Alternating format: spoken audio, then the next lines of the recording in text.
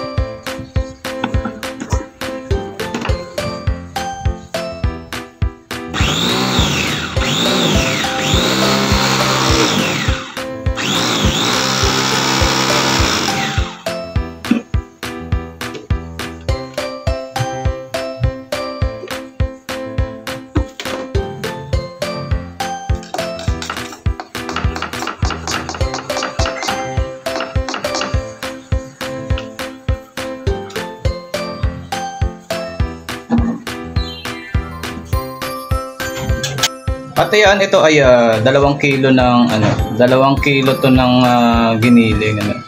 Ito, hindi talaga ako gumagamit ng extender dito kasi nga yung lasa yung hinahabol natin dito. Hindi po yung makabenta lang, no. Di bali, ito, ayan, mamasahin ko muna ng mano-mano yung karne. Tapos, yan, ang inuuna ko kasi rito, since meron akong takala na ganito, gusto ko kasi accurate din yung sukat. Ang inuuna ko rito, puro mga dried ingredients muna. Ayan, kagaya nito. Itong meron din akong ganito, maliit. Hindi ko alam kung saan ko nabili ito, sa Shopee ba o sa mall sa Japan Homes. Ito, 2 kilo kasi ito. Bali, ito kasi ang sukat ko rito. Ayan, dito lalagyan natin ng sa 1 kilo, bali 2 tablespoon sa 1 kilo. So ito kasi, di bali 2 kilo tong aking karne. Di bali ito po ay 4 tablespoon. Pero depende na lang po sa panlasa nyo, pwede nyo pong dagdagan at pwede nyo pong bawasan. Ayan. So, nalagyan na po natin. Tapos, sa asin naman po. Ayan. Ito, sa asin naman po. Ayan. Sa asin naman po, iodized po ang gamit ko. Para mas madaling mag-mix. Dito naman po, sa 1 kilo po ng karne, ay 4 teaspoon po. Di bali, yan. 1, 2, 3, 4. So since 2 kilo to, 8. Pero depende na rin sa inyo, sa panlasa nyo, kung medyo gusto nyo ng medyo maalat. dagdagan nyo na lang. Pero pwede naman kayo mag-adjust din sa toyo. Yan, pwede kayo maganda sa toyo. Yan po. At ang nabili po, dito naman kasi ang nabili kong paprika, yung yung ganito, yung McCormick. Yun McCormick baka naman. Yung McCormick po yung nabili ko. Tayo ng putek. Ayan. Well, naubusan po nung binibili ko na na yung takal-takal. Kaya ito McCormick. Ano to? Dito hindi ako masyado naglalagay ng ng Spanish paprika para lang lumasa lang. Bali ito, isang ganito. Yan. Sa 1 kilo, 2 sachet ng Spanish paprika yung nilalagay ko. So ito, ay sa 1 kilo. Di ba ito 2 kilo kasi, kaya 4 ang nilalagay ko dito. Pero sa sa measurement ko, 2 tablespoon kada isang kilo. Bali 4 tablespoon kung kung 2 kilo. Yan. Ito isa pa sa mga dried ingredients na inuuna ko muna ilagay bago yung mga seasoning. Itong cornstarch. Bali sa 1 kilo, 4 na taka lang ng cornstarch. 2 3 4. Di bali 2 kilo to, kaya another 4 pa. 1 2 3 4. Yun. O di bali kaya ako ginagawang per tablespoon para syempre una-una accurate yung ating takal. Tas sa mga baguhan na gusto rin gumawa ng longganisa, alam nyo sukat. Pero syempre sa mga malakihan na nagtitinda nito, kilo-kilo na sa per kilo na sila nagbe-base. Sa asukal naman, ito ang gamit ko, wash na asukal. Sa 1 kilo, 20 na tablespoon. So ito kasi 2 kilo, so 40. Meron pa akong binili rin bagong asukal, kaya ito, ubusin ko muna. 1, 2, 3,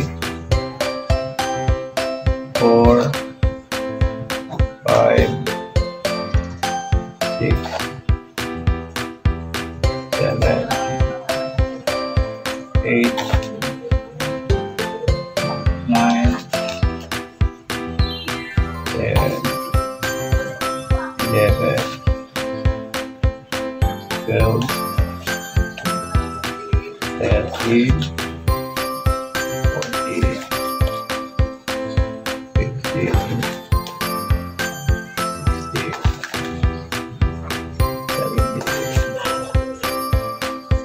17,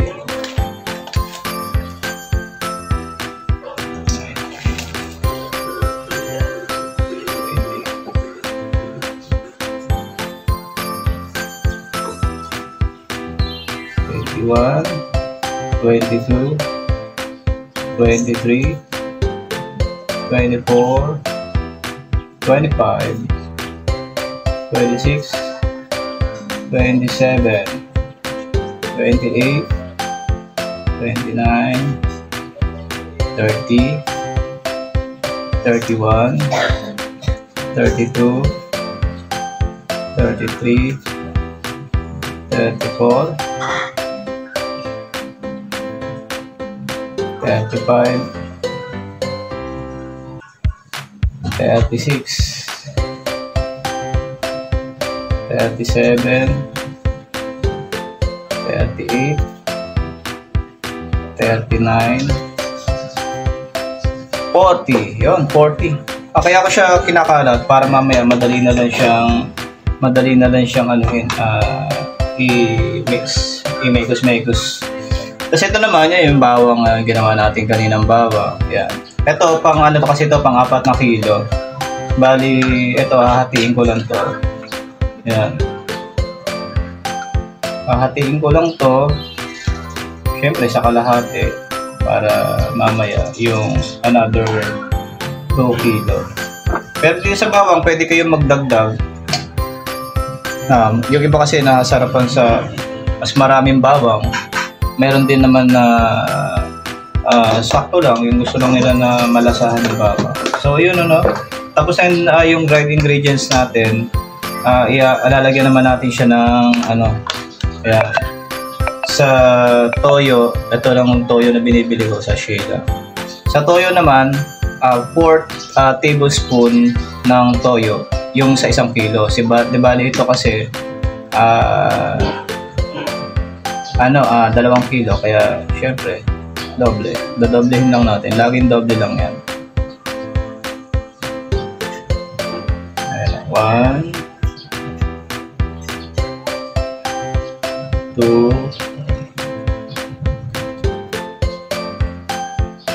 3, 4. Ayan, 4 sa 1 kilo. Di bali 2 kilo to, di ba?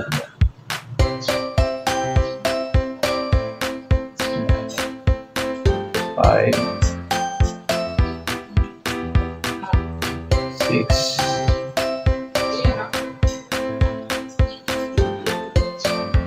7. Ito lang disadvantage itong gantong pantakalo. Pagka yung yung mga toyo-toyo pumapasok sa loob, kaya kailangan tataktak mo siya. Sakto lang pala, sakto lang natira kong toyo. Ayan o.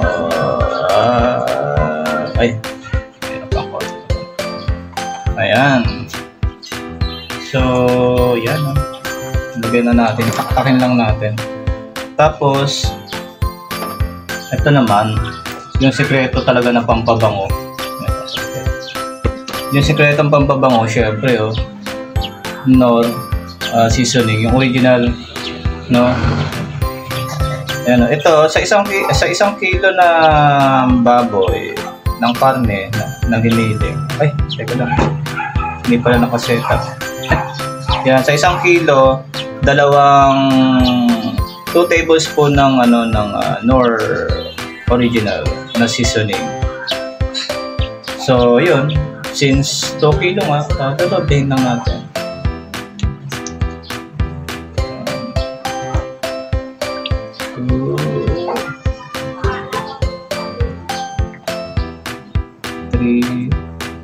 Ito yung nagbibigay ng dagdag bango sa longganisa na ito.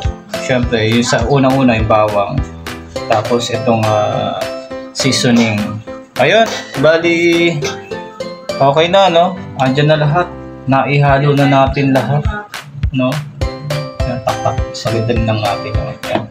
Yan, andyan na lahat ng ingredients niyan. So, wala na tayong nakaligtaan. At yan, ready na siya for mas maganda kung i-mix mo siya ng mano-mano, ng kamay, kakamayin mo. Pero syempre mag-gloves ka. Kakamayin mo para ma-mix siya ng maigi. Tsaka balance yung lasa niya kasi nga maganda yung pagkakahalo kaysa ron sa i-mix mo na na mga sandok-sandok. Yan, haluin mo na siya maigi. Tapos i-marinate lang natin siya mamaya for 30 minutes to 1 hour. Then ayun, babalot na natin mamaya.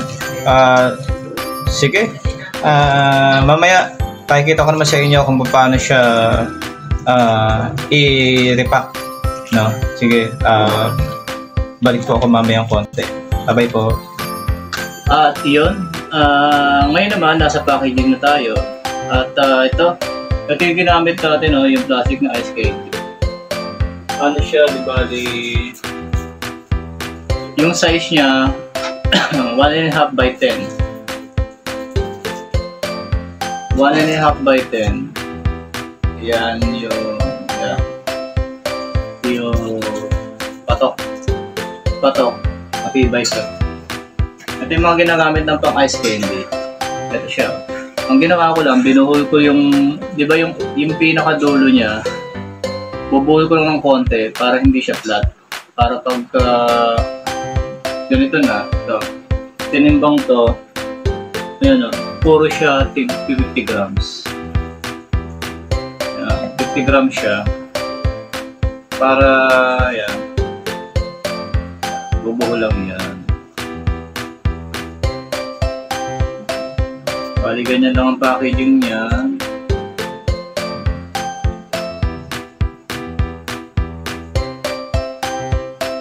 Yun, medyo malamang. Yan, para ganito yung dulo. Ito, tapos ganito. Tapos gugupitin na lang ito. Ayan.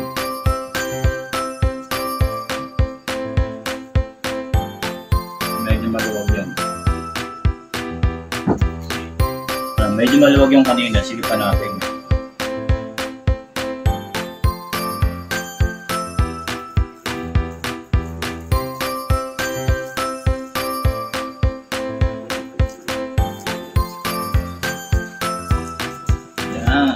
Ayan na. Ganda na siya.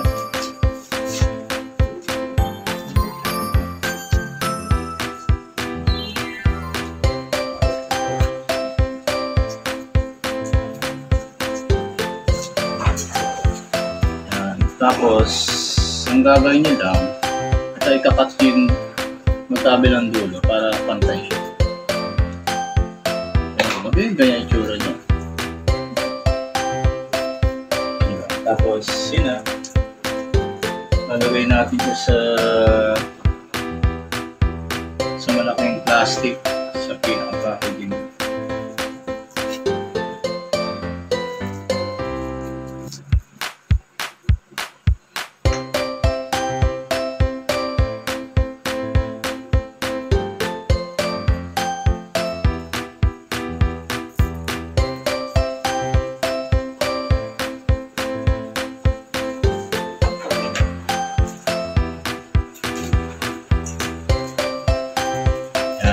Okay, 2-0. Ito, hindi mo siya ganun kalambot, pero takto lang, pero fairness isa na. Yun. Bugyan mo na siya maigi. Siksikin nyo lang siya maigi para hindi siya mag-iwahiwalay pag niluto.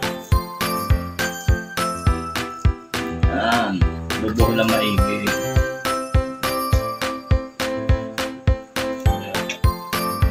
Buhol na maigi para hindi siya luwag. Tapos, cut nyo na para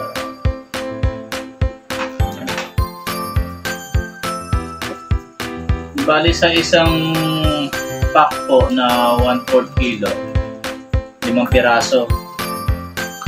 So, since 50 grams siya per longganisa, 50 grams. Takto lang po yung 5, 250 grams. So, 1/4 kilo. Ay, naman bro. Minsan nakakainis kasi nakatanggal. Nagluluto. Ayan. Kaya kung may mapapansin kayo dyan na mahaba.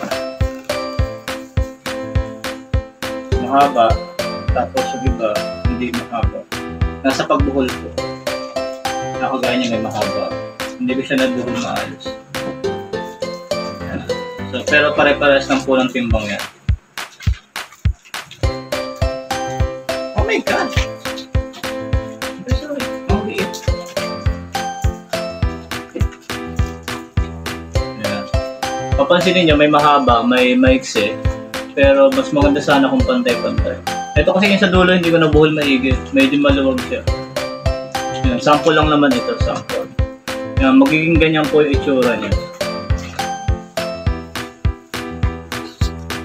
Tapos, meron akong mga luma pang may mga luma pa akong mga sticker. Ito muna yung nilalagay ko sa ayan. Magtatapon. Eh, hindi naman ako gumagawa ng mga chips.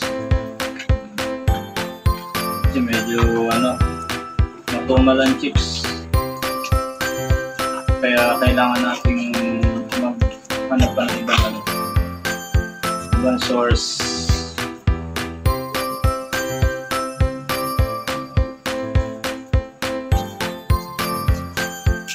Yan, diba? Bali, ganyan yung ginagawa ko sa sticker para hindi siya masayang.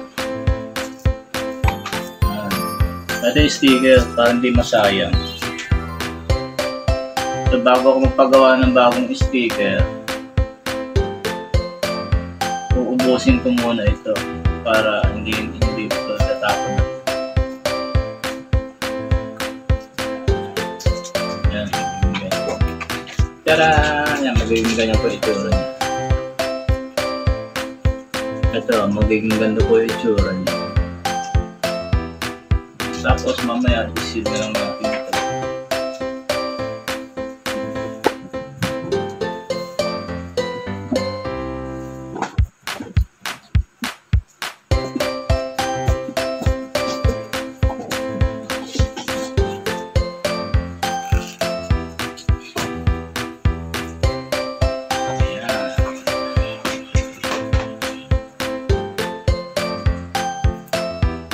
Ayan.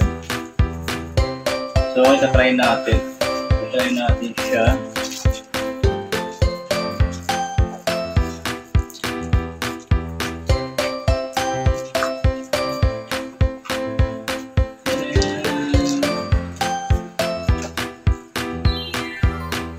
Okay. Alright. Okay na, okay na. Okay na. Nakasilog na. Ayun lang po. Mamaya babalikan ko po kayo pa doon sa aming mga finish product. Bye-bye!